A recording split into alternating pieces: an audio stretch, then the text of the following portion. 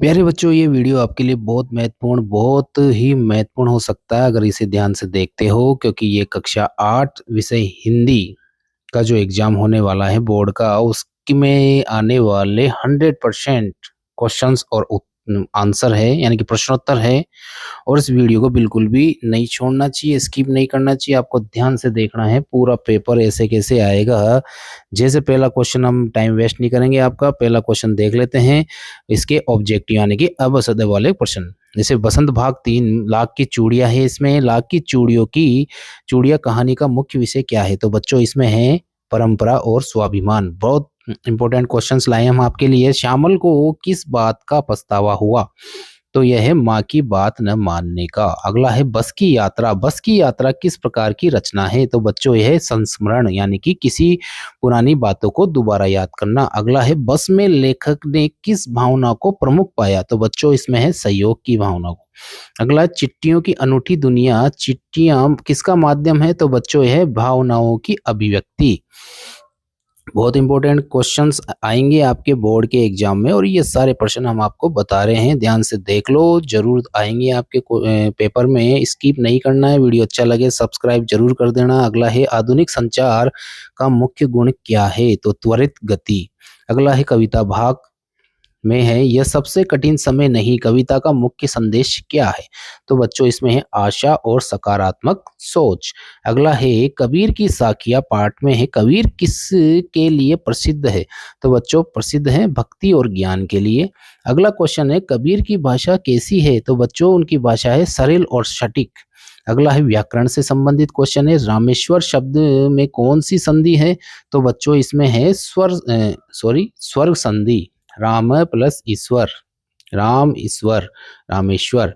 अगला है अलंकार का विलोम शब्द क्या है? अंधकार का विलोम शब्द क्या है? तो बच्चों इसका होगा अंधकार मानी अंधेरा, यानी इसका उल्टा हो जाएगा उजाला। अगला है श्रेष्ठ का समानार्थी शब्द कौन सा है? तो बच्चों इसका होगा उत्तम। उत्तम समानार्थी यानी कि एक जैसा मिलता जुलता, यानी कि सिनोनिम, पर्यायवाची शब्द। अगला है लाख की चूड़ियां। आप खालिस्तान वाले आपके क्वेश्चन आएंगे। लाख की चूड़ियां से बनाई जाती है लाख से। बांगड़ी बनाने वाला कारीगर बहुत संघर्षपूर्ण जीवन जीता है। अगला है इसमें कारीगर अपने काम के प्रति बहुत था, क्या था? ईमानदार। बस की हालत बहुत थी, क्या थी? खराब। अगला है लेखक ने बस यात्रा का वर्णन शैली में किया है, किस में किया है? हास्य शैली में किया है। बस में यात्रियों की बहुत थी, क्या थी? भीड़। अगला है दीवानों की हस्ती। दीवानों की हस्ती कविता के कवि है भगवती चरण वर्मा। अगला है दीवाने कभी से नहीं डरते मुश्किलों से। अगला है भगवान के डाकिए। कवि ने पक्षियों को भगवान के क्या कहा है? डाकिए। अगला है पक्षी हमें संदेश देते हैं, किसका? प्रेम का। अगला है क्या निराश हुआ जाए पाठ से है। इस पाठ के लेखक कौन है? इसमें है हरिशंकर परसाई। अगला है लेखक ने समाज की कमियों पर क्या किया है? व्यंग्य किया है। जब सिनेमा ने बोलना सीखा, ये है इसमें भारत की पहली बोलती फिल्म कौन सी है? आलम आरा। आलम आरा के निर्माता कौन थे? अर्देशीर ईरानी। पानी की कहानी पाठ में है जल हमारे जीवन का क्या है? आधार। पानी का क्या करना चाहिए? हमें पानी का संरक्षण करना चाहिए। अब देखो गद्य भाग में है बसंत भाग। लाख की चूड़ियों से प्रश्न उत्तर आ चुके हैं आपके। लाख की चूड़ियां पाठ का मुख्य संदेश क्या है? इस पाठ का मुख्य संदेश है परंपरा, स्वाभिमान और पारिवारिक मूल्यों का सम्मान करना चाहिए। अगला है श्यामल के स्वभाव में क्या परिवर्तन आया? उत्तर श्यामल पहले जिद्दी था, परंतु बाद में उसे अपनी गलती का एहसास हुआ और उसने अपनी माँ की भावनाओं को समझा। अगला है बस की यात्रा पाठ में से एक क्वेश्चन आया है लेखक ने बस यात्रा को यादगार क्यों बताया? तो इसमें है बस यात्रा में लेखक को विभिन्न प्रकार के लोगों के व्यवहार और सहयोग की भावना देखने को मिली, जिससे यह यात्रा यादगार बन गई। अगला क्वेश्चन है, फोर्थ क्वेश्चन है बस में यात्रियों का व्यवहार कैसा था? तो इसमें है यात्रियों का व्यवहार सहयोगपूर्ण और मानवीय था। अगला है चिट्ठियों की अनूठी दुनिया। इसमें है चिट्ठियों का महत्व क्या है? तो इसमें है चिट्ठियां भावनाओं और विचारों को व्यक्त करने का सशक्त माध्यम है। इनमें आत्मीयता और अपनापन झलकता है। अगला है क्वेश्चन आधुनिक संचार साधनों की कमी क्या है? तो इसमें है आधुनिक साधन तेज है, लेकिन उनमें चिट्ठियों जैसी भावनात्मक गहराई और आत्मीयता नहीं होती है। अगला है सबसे कठिन समय नहीं। यह सबसे कठिन समय नहीं। इसमें है कवि कठिन समय में क्या संदेश देता है? इसका उत्तर है कवि संदेश देता है कि कठिन समय स्थायी नहीं होता, हमें आशा और साहस बनाए रखना चाहिए। तो बच्चों बहुत इंपॉर्टेंट क्वेश्चन है, जरूर देखना, स्किप नहीं करना। वीडियो अच्छा लगे लाइक सब्सक्राइब जरूर कर देना। अगला है कबीर की साखियां पाठ से आया है। कबीर की साखियों का उद्देश्य क्या है? इसमें कबीर की साखियों का उद्देश्य लोगों को सच्चाई, सादगी और आत्मज्ञान का मार्ग दिखाना है। अगला है 9th क्वेश्चन है, 9वां प्रश्न है, कबीर ने किस प्रकार की भाषा का प्रयोग किया है? तो कबीरदास जी ने सरल, सहज और लोक भाषा का प्रयोग किया है, जिससे उनके संदेश आम लोगों तक पहुंच सके।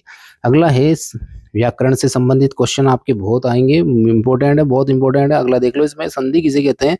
दो वर्णों के मेल से उत्पन्न ध्वनि परिवर्तन को संधि कहते हैं। अगला है विलोम शब्द का शब्द क्या है? क्या होता है? किसी शब्द का विपरीत अर्थ देने वाला शब्द विलोम कहलाता है। अगला है लाख की चूड़ियां, कहानी में चूड़ियों का क्या प्रतीकात्मक अर्थ है? चूड़ियां माँ बेटी के प्यार, परंपरा और स्वाभिमान का प्रतीक है। ठीक है। अगला है श्यामल की सोच में बदलाव क्यों आया? तो उसमें देखेंगे उसने माँ की बात समझी और पारिवारिक सम्मान का महत्व जाना। बस की यात्रा, यह यात्रा किसके लिए विशेष थी? यह लेखक के जीवन के अनुभव और मानव व्यवहार को समझाने का अवसर देती है। बस में हुई घटना ने लेखक को प्रभावित किया, यात्रियों के सहयोग, सौहार्द ने लेखक को प्रभावित किया है। ठीक है। चिट्ठियों को अनूठी क्यों माना गया है? तो क्योंकि ये भावनाओं, विचारों और जीवन की सजीव अभिव्यक्ति है। अगला है आज की संचार पद्धति और चिट्ठियों में क्या अंतर है? आज संचार त्वरित है, भावनात्मक गहराई चिट्ठियों में अधिक है। अगला है कविता पाठ से, कविता यह सबसे कठिन समय नहीं, कविता का मूल भाव क्या है? कठिन समय स्थायी नहीं होता, आशा से जीवन आगे बढ़ना चाहिए। कवि हमें क्या संदेश देता है? निराशा में भी सकारात्मक सोच रखनी चाहिए। कबीर की साखियों का लक्ष्य क्या है? सादगी, आत्मचिंतन और जीवन के सत्य का बोध। अगला है संधि। संधि क्या होती है? दो अक्षरों शब्दों के मेल से बनी ध्वनि परिवर्तन को संधि कहते हैं। अगला है जैसे राम प्लस ईश्वर, राम धन ईश्वर यानी कि रामेश्वर। समानार्थी शब्द लिखना है, अच्छा के 3 समानार्थी शब्द लिखना है। अच्छा का होगा उत्तम, श्रेष्ठ और शानदार। अगला है विलोम शब्द लिखना, आगे का विलोम शब्द होगा पीछे। अब देखो उत्तर आ गया अपने लॉन्ग आंसर टाइप, यानी कि थोड़ा निबंधात्मक टाइप आएगा इसमें।